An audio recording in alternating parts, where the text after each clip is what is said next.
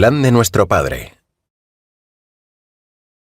Bienvenidos a El plan de nuestro Padre. Es un placer tenerles con nosotros. Soy Jeff Cavins junto al Dr. Scott Hahn, que enseña en la Universidad Franciscana, actualmente profesor asociado de Teología y Estudios Bíblicos. Es un placer tenerle con nosotros. Me alegro de estar aquí. Estamos en medio de un estudio de las Escrituras, y si te acabas de unir a nosotros en esta serie, lo que estamos haciendo es echar un vistazo a la Biblia. Estamos aprendiendo a leer la Biblia en orden cronológico. Estamos viendo algunos de los temas principales de la Biblia. Y el Dr. Hahn está haciendo un magnífico trabajo compartiendo estos temas con nosotros mientras leemos las Escrituras. Y estoy seguro de que usted se beneficiará de permanecer en sintonía. En nuestro último programa, hablamos del periodo de Israel en Egipto. Y mientras estaban en Egipto, ocurrieron algunos eventos interesantes, particularmente en Éxodo 32, que debo añadir para nuestros televidentes que acaban de unirse a nosotros, estamos en el libro del Éxodo, en este momento. Empezamos en el Génesis, estamos pasando a Éxodo y luego a Números, pero repasemos un poco sobre el libro del Éxodo, particularmente el capítulo 32 y el incidente del becerro de oro. Sí, el episodio del becerro de oro en Éxodo 32 es realmente la bisagra sobre la que gira todo el pacto mosaico. Antes del becerro de oro, Israel era el primogénito de Dios.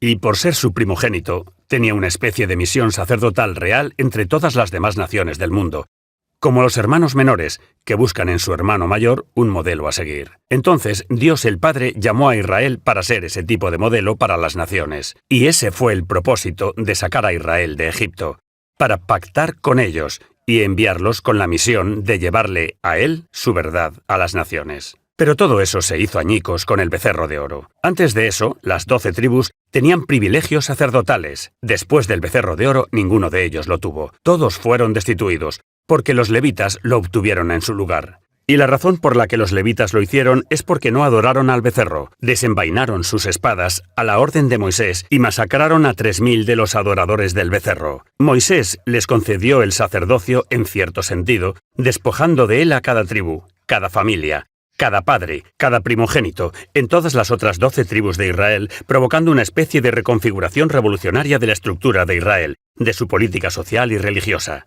Desde Éxodo 32 y el becerro de oro en adelante, tenemos todo un nuevo pacto. Tenemos el pacto renovado a través de Moisés, a Aarón y los levitas. Así, Dios ahora, en cierto sentido, establece zonas de amortiguación, mayores grados de mediación, mayor distancia entre él y esas 12 tribus. Primero en Aarón, el sumo sacerdote, segundo en los levitas, tercero en el tabernáculo, cuarto en los sacrificios de animales que representan el repudio diario de los ídolos de Egipto, como vimos la última vez. Había que sacrificar ganado vacuno, ovejas y cabras, no por casualidad. Esos eran los 3 animales que los egipcios habían estado adorando como sus dioses, y aparentemente, de Josué 24, Ezequiel 20 y Éxodo 8:26, como vimos la última vez, aprendimos que Israel se había infectado durante su estadía de 400 años en Egipto por este pecado idolátrico, y así Dios no pudo quebrantarlos inmediatamente en el Sinaí. En cambio, se convirtió en un proceso muy lento y doloroso, y eso realmente explica todas las complicadas ceremonias al final del Éxodo. Pero también vimos la última vez que realmente explica las complicadas leyes del Levítico. Mira el Levítico. La primera mitad, Levítico 1:16, es el código sacerdotal, el manual para los nuevos sacerdotes de Israel, los levitas. Ellos lo leen. Saben lo que deben hacer en cuanto a los sacrificios que deben administrar. La segunda mitad del Levítico 17:27 es la guía que los levitas deben dar a las 12 tribus para rehabilitarlas, en última instancia, para restaurarlas más de nuevo al Señor, para que tal vez puedan tener sus privilegios sacerdotales reales restaurados, quién sabe. Cuando hablamos antes en el libro del Génesis, en Génesis 3:15, el protoevangelio, el primer pronunciamiento del evangelio, que el deseo de Dios es que el mundo entero sea realmente bendecido y traído a esta familia.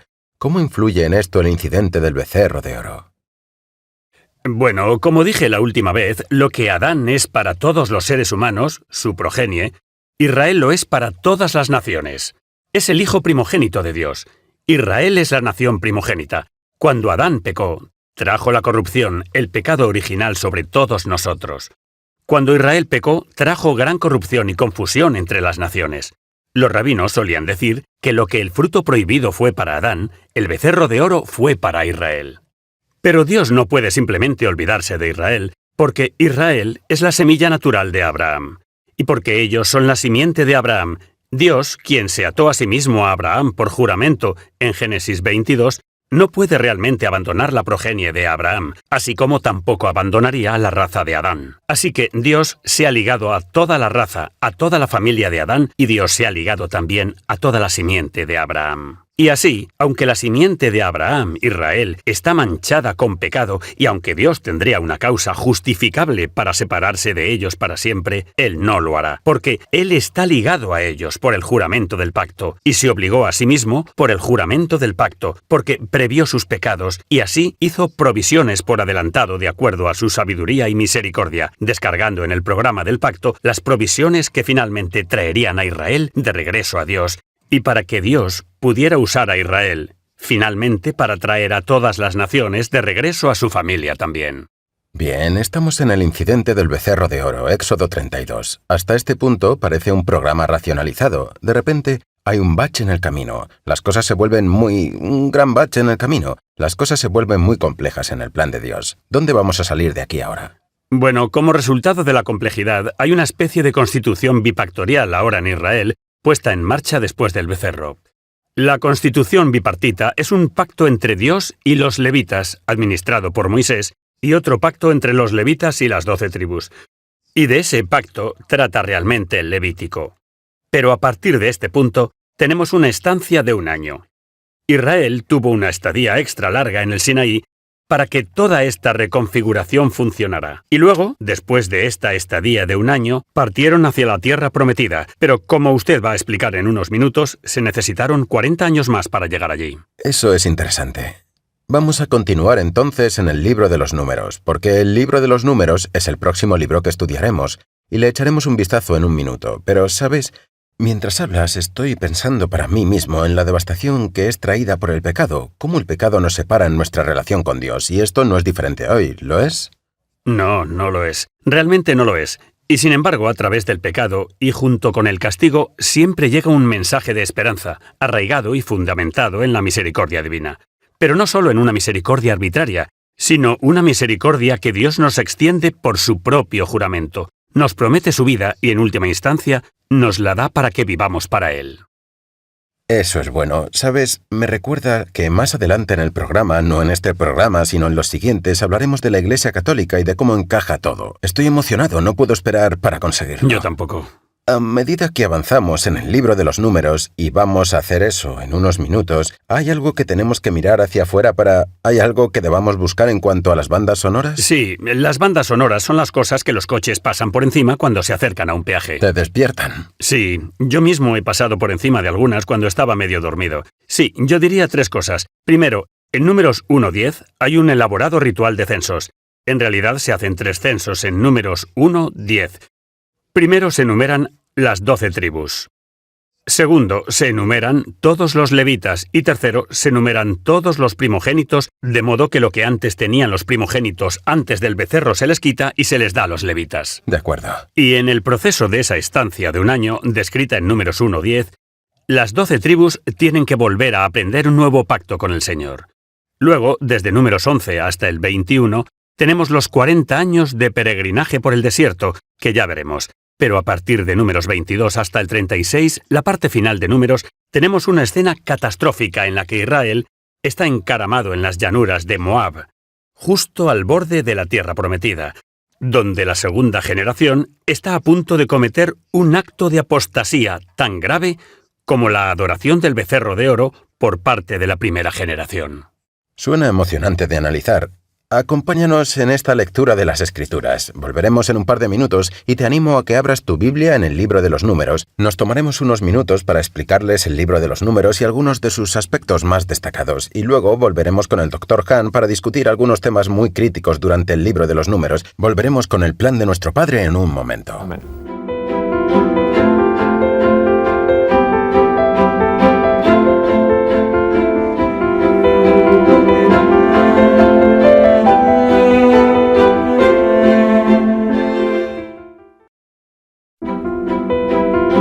El plan plan de nuestro Padre.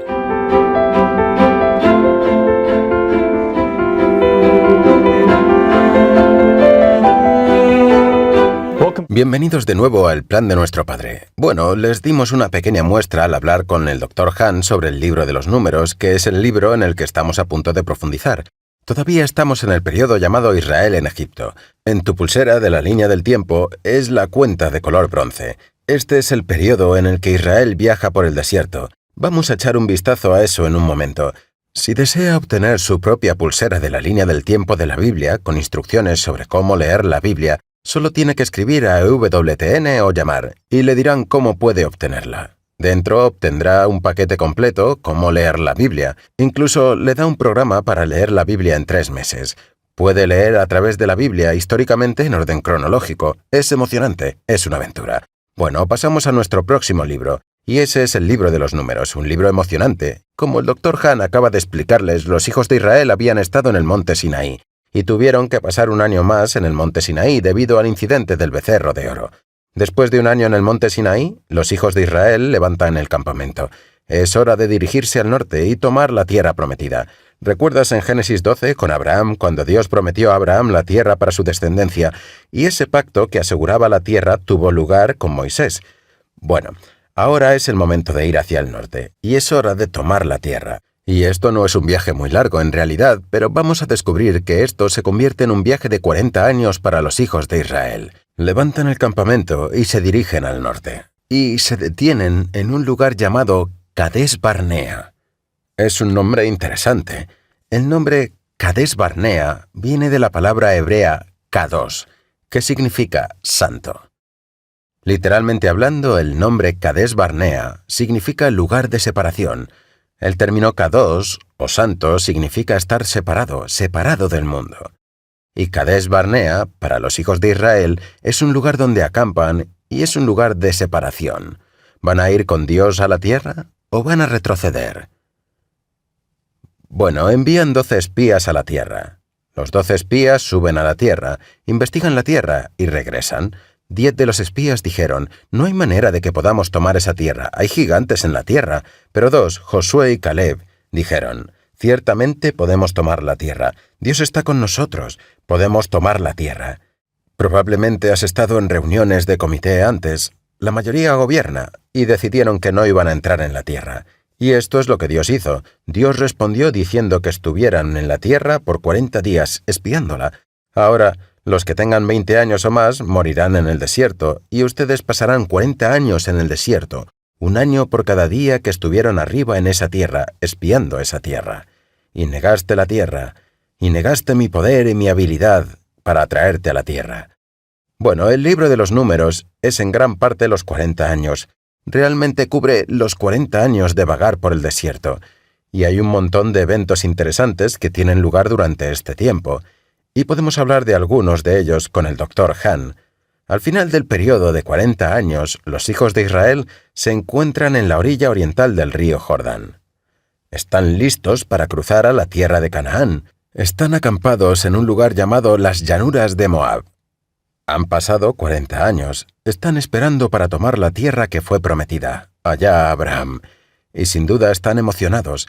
Han conquistado a un par de enemigos muy formidables y a los reyes del lado oriental del Jordán, y están listos para tomar la tierra. El rey de Moab, Balac, está muy nervioso por Israel, está merodeando, y lo que hace es contratar a un profeta de alto perfil llamado Balaam. Y contrata a Balaam para que venga y maldiga a Israel. Balaam baja y trata de maldecir a Israel, y no puede maldecir a Israel. Pero bendice a Israel. Balac está muy frustrado, pero a Balaam se le ocurre un plan. Si no puede maldecir a Israel, ¿por qué no hacer que Israel se ponga en aprietos? Y así, este es el plan. Balaam dice, ¿por qué no haces que los hijos de Israel se involucren en los rituales de culto de Moab? Y así, eso es lo que sucede. Y es conocido como el pecado de Baal de Peor. El pecado de Baal de Peor.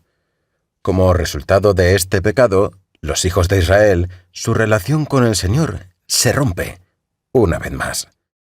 Este va a ser el tema central de lo que el Dr. Han y yo vamos a hablar dentro de unos minutos. Aquí es donde entra el libro del Deuteronomio, en este punto. El libro del Deuteronomio se da justo antes de que los hijos de Israel crucen el Jordán.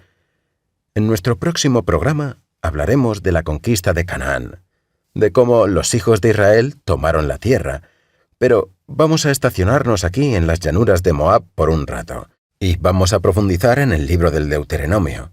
Una vez más, si están leyendo con nosotros a través de la Biblia, hemos cubierto Génesis, estamos a través de Éxodo, y ahora nos dirigimos al libro de los Números. Miren mi gráfico por un momento, y les mostraré de lo que estoy hablando. De los 14 libros históricos que estamos leyendo, para tener una visión cronológica de la historia de la Biblia, Génesis es el primero, Éxodo es el segundo. Y usted y yo estamos listos para encontrar el libro de los Números. ¿Recuerdan cuando hablamos del libro del Levítico? El libro del Levítico tiene lugar justo después de Éxodo 32, y ese es el incidente del becerro de oro. El Dr. Han acaba de explicárnoslo. Volveremos en un par de minutos, y saquen su Biblia, abran el libro de los Números y también el libro del Deuteronomio. Vamos a profundizar en esto y a descubrir un poco más sobre el plan de nuestro Padre. Volveremos en un momento. Just a moment.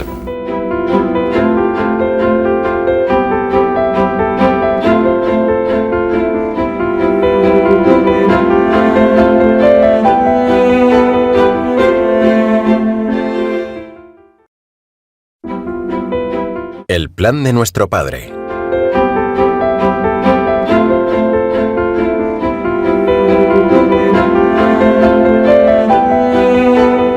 Bienvenidos de nuevo a El plan de nuestro Padre. Génesis, Éxodo y ahora Números.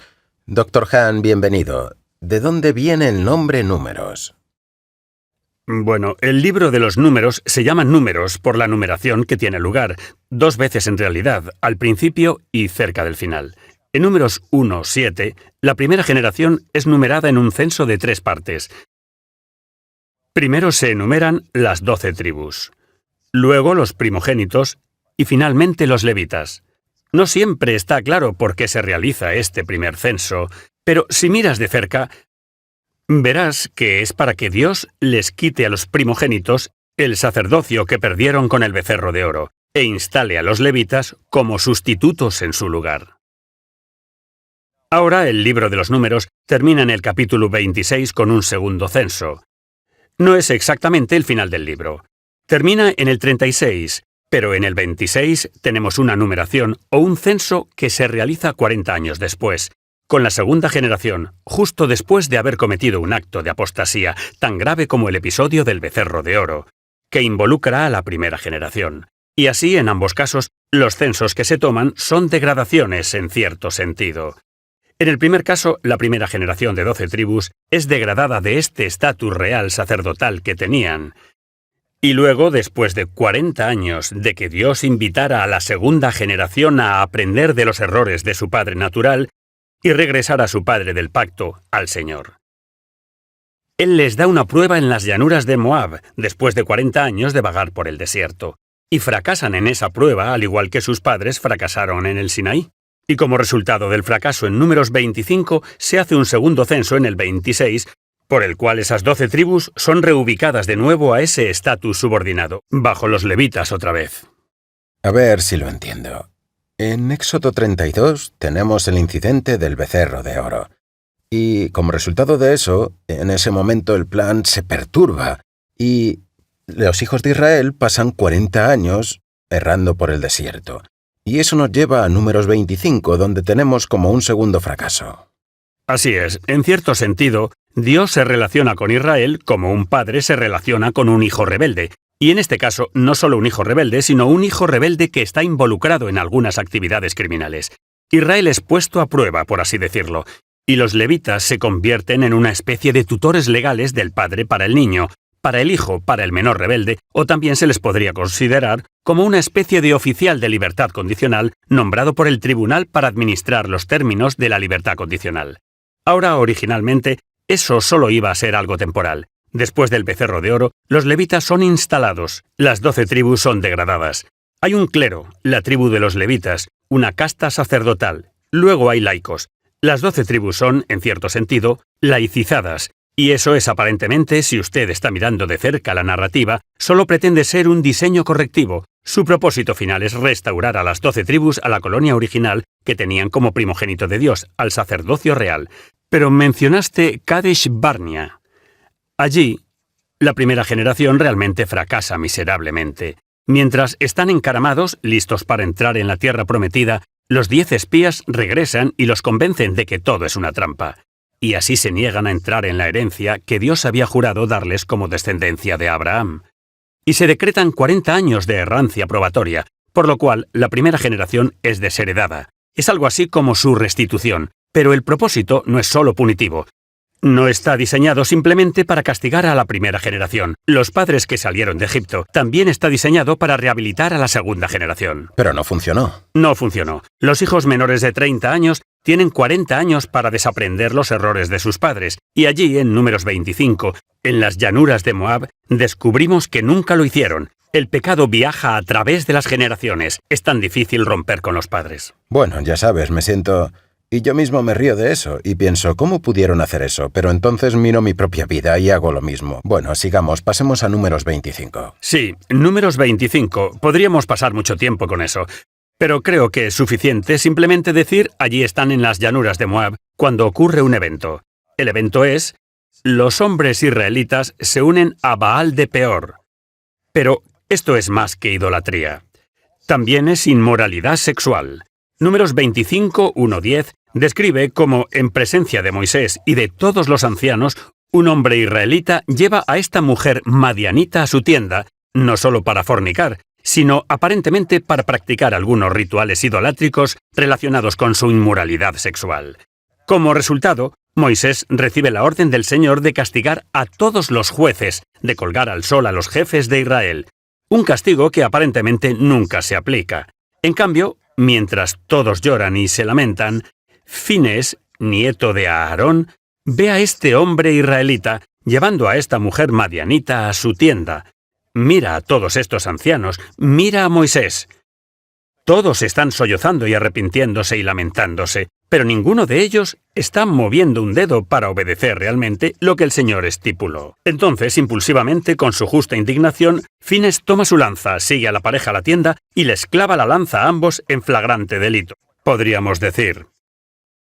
Y como resultado de esta acción, te preguntarás, ya sabes, ¿qué le va a hacer Dios a Finés ahora? Bueno, la sorprendente respuesta del Señor es: Moisés, ve y dile a Finés que voy a establecer con él y sus generaciones un pacto de paz y un pacto de sacerdocio perpetuo, de modo que solo será a través de la línea de Finés. O sea, Finés es levita. Así es. Finés no es solo un levita, es descendiente, está emparentado con Aarón. Es nieto de Aarón. Ahora, Aarón originalmente tuvo 4 hijos, 2 de los cuales murieron, quedan 2. Pero solo uno de ellos, Finés, va a ser la línea aarónica a través de la cual el sumo sacerdote será nombrado más tarde. Parece que se va estrechando cada vez más. Sí, eso es a menudo lo que el Señor tiene que hacer en respuesta a la mayoría, que a menudo se aleja de las exigencias de la santidad.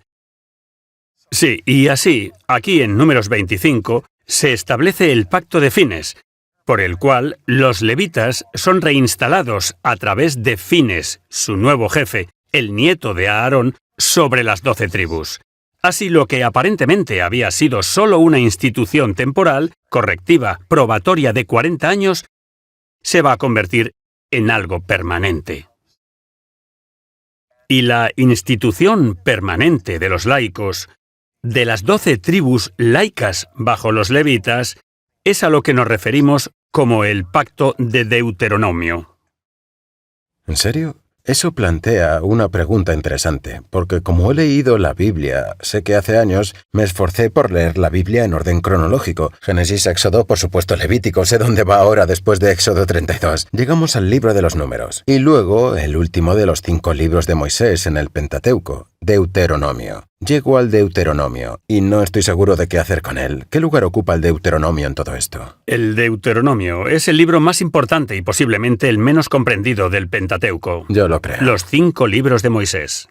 Pero, además, es como el eje que une el Pentateuco con el resto de la Biblia hebrea, el Antiguo Testamento. Ahora bien, No siempre está claro cómo lo hace. Se necesitan muchas lecturas, y a mí me ha llevado años y años de estudio y especialmente sumergirme en los primeros padres y también en muchas de las fuentes rabínicas antiguas, porque allí encontrarás que el Deuteronomio no es solo una repetición de la ley. Es como el nombre Deuteronomio implica una segunda ley. Una segunda ley. ¿Eso es lo que significa Deuteronomio? Sí, Deuteros es segundo. Nomos es la palabra para ley. Entonces es una segunda ley. No es solo un segundo relato de la ley. Miramos la ley y el pacto hecho entre Dios e Israel en el Sinaí 40 años antes y luego miramos el pacto de Deuteronomio hecho en las llanuras de Moab 40 años después. Este fue hecho con la primera generación y este se hizo con la segunda generación. Este fue hecho por Dios hablando a través del relámpago y el trueno y el fuego. Este se hace, el Deuteronomio, se hace sin un solo pío procedente de Dios, ni fuego, ni truenos, ni relámpagos. En cambio, el pacto de Deuteronomio es una larga oración dada por Moisés en las llanuras de Moab, inmediatamente después de que la segunda generación ha cometido apostasía. Y así, la segunda ley, el segundo pacto hecho con la segunda generación, es realmente hecho por Moisés, actuando en nombre de Dios, pero sugiere, como muchos estudiosos han notado, una distancia aún mayor entre Dios y su familia. Así, el Deuteronomio afirma el estatus de que goza Israel como hijo primogénito de Dios. De hecho, el Deuteronomio lo afirma más que ningún otro libro del Antiguo Testamento. Pero en medio de la afirmación de la filiación de Israel, la filiación divina, el Deuteronomio hace más por describir a Israel como un hijo rebelde y caprichoso, que tiene que ser tratado por el padre como un amo trata a un esclavo. Lo que realmente encaja con muchos estudiosos modernos, porque los estudiosos modernos se han dado cuenta de que el pacto de Deuteronomio encaja casi perfectamente con los patrones de los antiguos tratados que se encuentran en muchas de las excavaciones arqueológicas del siglo. Tratados de pacto que se hicieron entre amos y estados esclavistas o naciones esclavistas. Siguen casi el mismo patrón encontrado en el libro de Deuteronomio, sugiriendo que Dios Padre tiene que actuar ahora, como si tuviera que asumir el papel de amo, capataz de Israel, mientras que Israel, el Hijo de Dios, casi se convierte en el esclavo de Dios. Suena como una degradación. Realmente lo es. Es un estado de prueba en el que se quitan muchos privilegios y se imponen muchas condiciones difíciles a la segunda generación y luego a la tercera, a la cuarta y a la quinta. Y cuando leas el Deuteronomio, verás muchas características distintivas en estas leyes que nunca encontrarás en las leyes que fueron dadas en el monte Sinaí 40 años antes. Creo que vale la pena que dediquemos unos minutos de nuestro tiempo a examinar estas dos leyes. Entonces estás diciendo que las leyes, primero de todo, estáis diciendo que el pacto que tuvo lugar en el Sinaí con la primera generación es diferente al pacto en Moab, con la segunda generación, 40 años después, y que las leyes en Deuteronomio son diferentes a las leyes en el Sinaí. Exactamente. De hecho, el mismo Deuteronomio nos lleva a esa conclusión. En Deuteronomio 29:1 leemos: «Estas son las palabras del pacto que Jehová mandó a Moisés que hiciese con el pueblo de Israel en la tierra de Moab, además del pacto que había hecho con ellos en Horeb o Sinaí». Esa palabra, además, es importante, ¿no? Claro que sí. Y fíjate que en el Sinaí Dios hablaba. Dios estaba siempre presente y activo, incluso cuando tuvo que distanciarse de su pueblo rebelde. Pero en el Deuteronomio no hay ninguna teofanía, ninguna aparición o manifestación de Dios. Solo hay sermones muy largos pronunciados por Moisés. Allí, en el calor de las llanuras de Moab, justo después de la apostasía de Baal-peor. Entonces, ¿cuáles son estas leyes distintivas que se encuentran en el Deuteronomio, pero que no se encuentran antes en el Sinaí? Creo que esa es la pregunta que realmente debemos plantearnos para ver la función del Deuteronomio, ya que sienta las bases y establece el programa histórico de Israel para los siglos siguientes. De hecho, durante los siguientes 13 o 14 siglos hasta la venida de Cristo. Porque en el Deuteronomio se ven ciertas concesiones hechas no directamente por Dios, sino indirectamente. Dios permite que Moisés se convierta en el principal legislador en el Deuteronomio. No hay voz divina. Moisés es el único que habla. Es él quien dicta las leyes.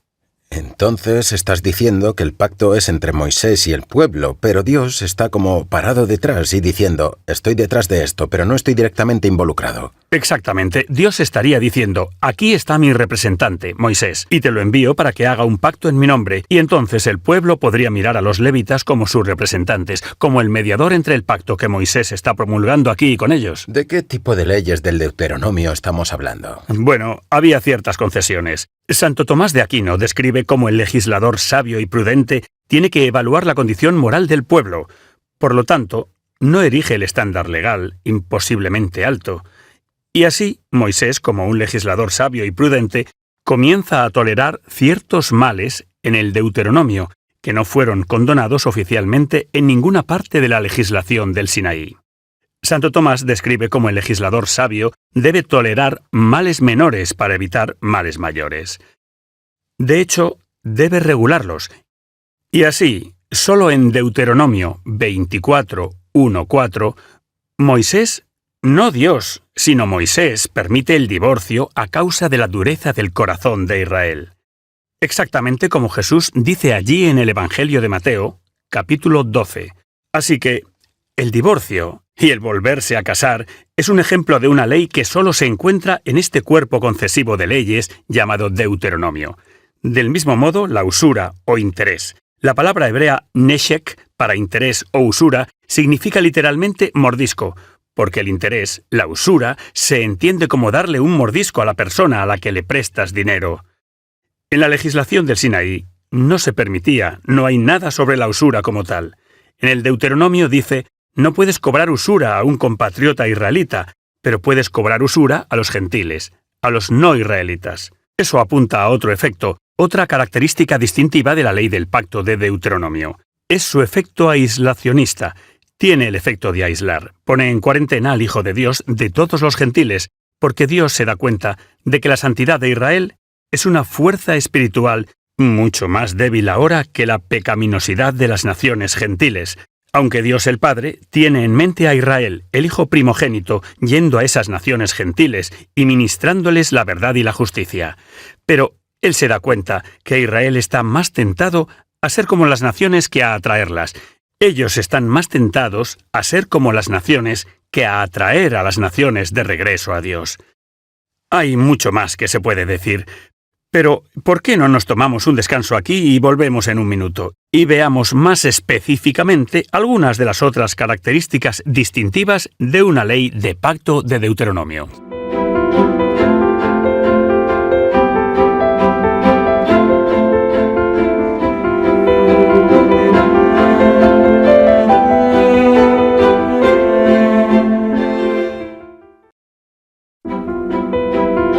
El plan de nuestro Padre.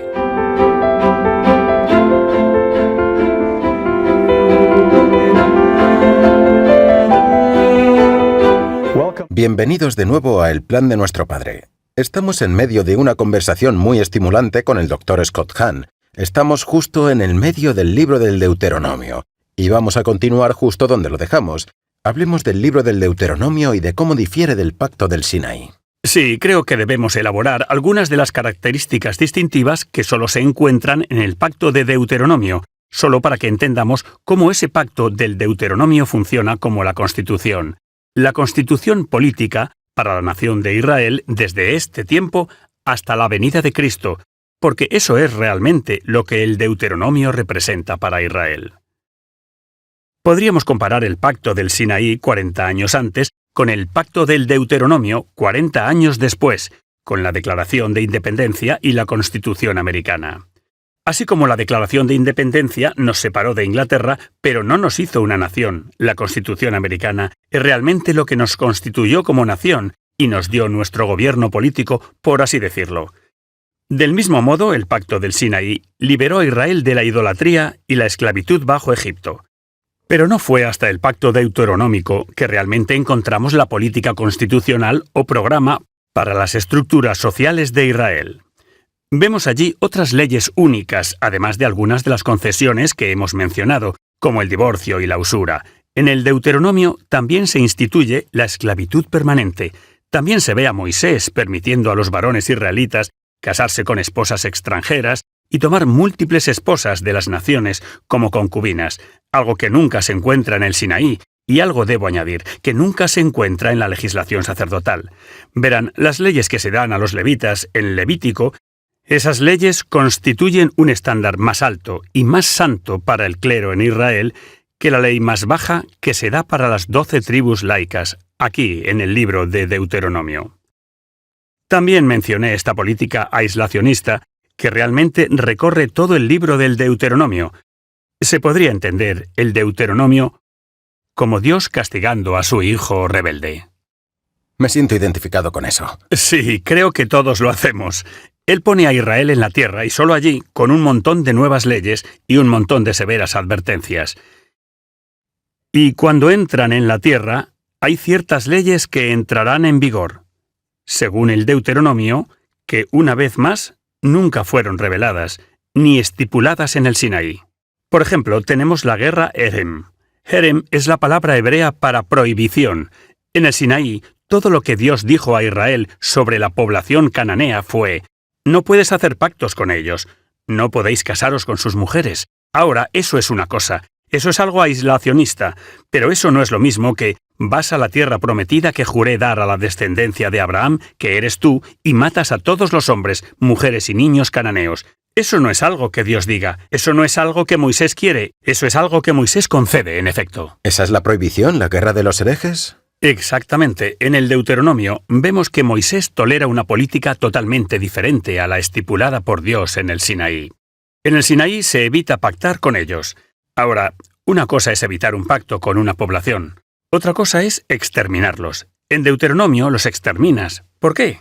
Bueno, porque están en nuestra tierra, han tomado nuestra propiedad, que nos pertenecen como herederos legítimos.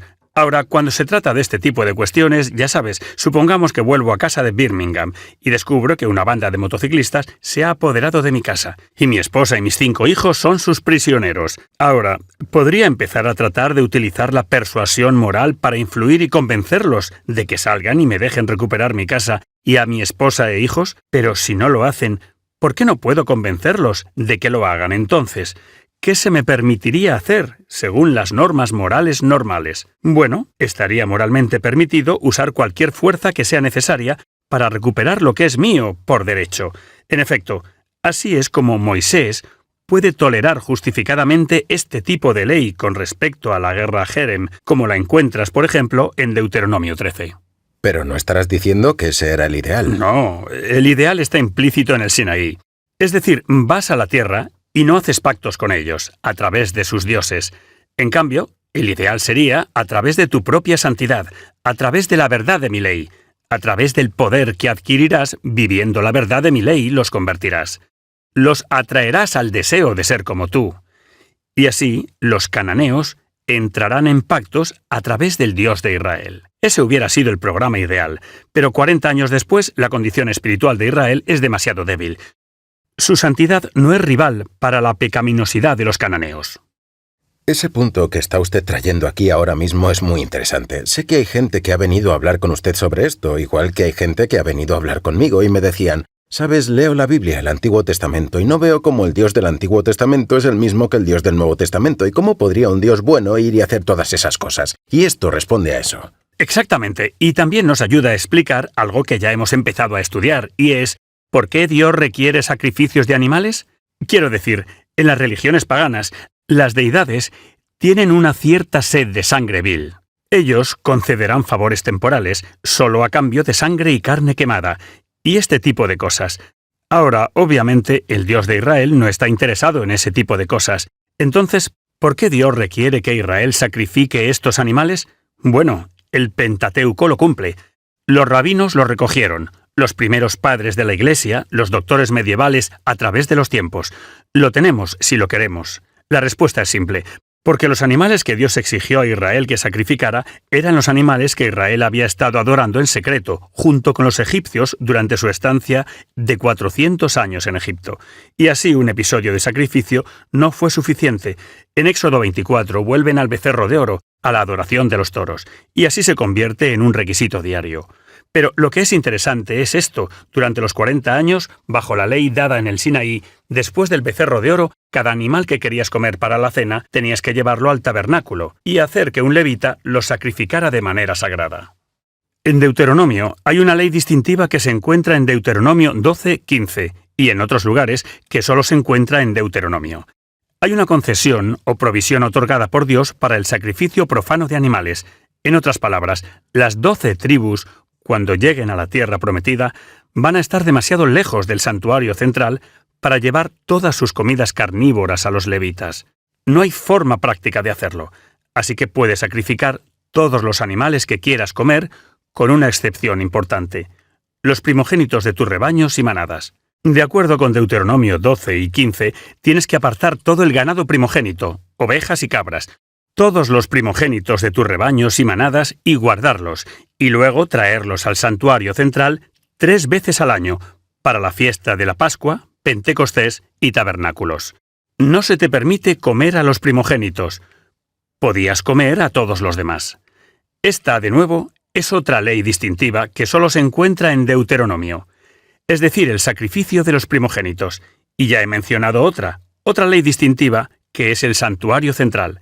Verán, solo en el capítulo 12 del Deuteronomio, Dios, o debería decir Moisés, actuando como representante de Dios, dice que cuando lleguen a la tierra prometida y hayan derrotado a todos sus enemigos, y no solo tengan descanso en la tierra, sino que tengan descanso de todos sus enemigos que los rodean. En otras palabras, todas las naciones circundantes están ahora subyugadas y están subordinadas a tu autoridad política, donde todo eso ha sucedido porque Dios te ha agraciado. Entonces debes buscar el lugar donde Dios ha escogido que su nombre habite y construirle un santuario allí. Allí traerás tus sacrificios. El lugar. El lugar. Nunca se dice específicamente qué lugar, pero aparentemente ellos sabían qué lugar era. Era Jerusalén. Y se cumplió más tarde, por supuesto, en tiempos de David, como veremos. Pero esta ley deuteronómica distintiva del santuario central se convierte realmente en la bisagra de todo el pacto deuteronómico y en el punto focal de toda la historia posterior del antiguo Israel. En poco tiempo, toda la atención pasará lentamente a la conquista de la tierra prometida, la adquisición de Jerusalén y la erección del templo por Salomón. Repite eso porque creo que es importante. Sí, realmente lo es. ¿Estás diciendo que toda la atención se va a centrar en el lugar? Sí, el lugar Jerusalén. que el Señor Dios ha escogido para que habite su nombre. La morada del nombre de Dios será el templo. De acuerdo. Ahora, ese es el único lugar donde Israel puede traer sacrificios, una vez que se ha construido. Pero hasta el momento en que se construye, no se cumplen las condiciones específicas que se encuentran en Deuteronomio 12. En otras palabras, el santuario central no debía ser construido, y el sacrificio exclusivo de animales, allí y solo allí, no debía ser institucionalizado hasta que Israel hubiera recibido de Dios descanso de todos los enemigos de alrededor. Eso es más que el descanso que Josué obtuvo para Israel al derrotar a los enemigos en la tierra prometida. El descanso es realmente lo que David consigue sometiendo y colonizando a todas las naciones que rodean a Israel.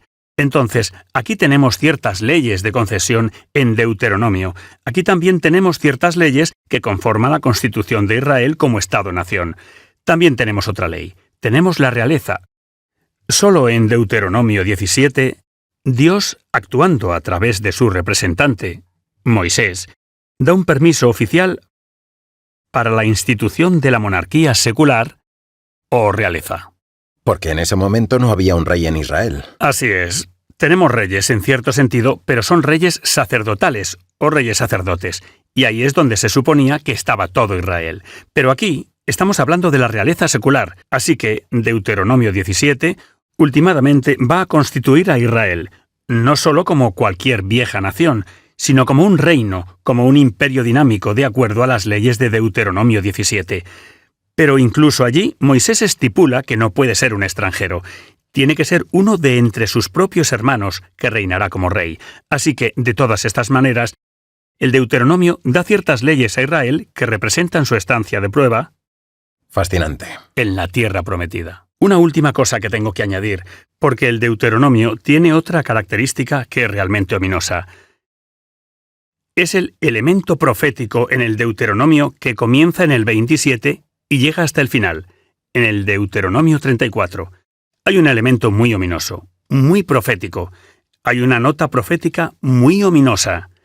Antes, en el Sinaí, Levítico 26, había enumerado todo tipo de castigos que caerían sobre Israel si pecaban. Pero en Deuteronomio 27:34 tenemos algo más dado por Moisés. Ya no es un si desobedeces, entonces serás maldito. En Deuteronomio 27, Israel cae bajo una maldición, en una ceremonia oficial, por la cual el pacto deuteronómico es ratificado. Eso se describe en Deuteronomio 27. Luego, las maldiciones específicas se elaboran con insoportable detalle en Deuteronomio 28. Durante más de 50 versos, se describen maldiciones espeluznantes. Canibalismo, esclavitud, simplemente es alucinante. Eso es en el 28. Luego, en 29 y 30, descubres, en 29, la razón por la que esas maldiciones van a caer sobre Israel. En Deuteronomio 29:4, Moisés le dice a Israel, «Hasta ahora has tenido ojos, pero no has podido ver. Porque no tenéis ojos para ver, no tenéis oídos para oír, no tenéis corazón para entender». Bueno, ¿por qué no? ¿Cómo puede decir Moisés que Israel no tiene ojos para ver, ni oídos para oír, ni mente para entender la ley de Dios? Bueno, no la tienen porque no la han pedido.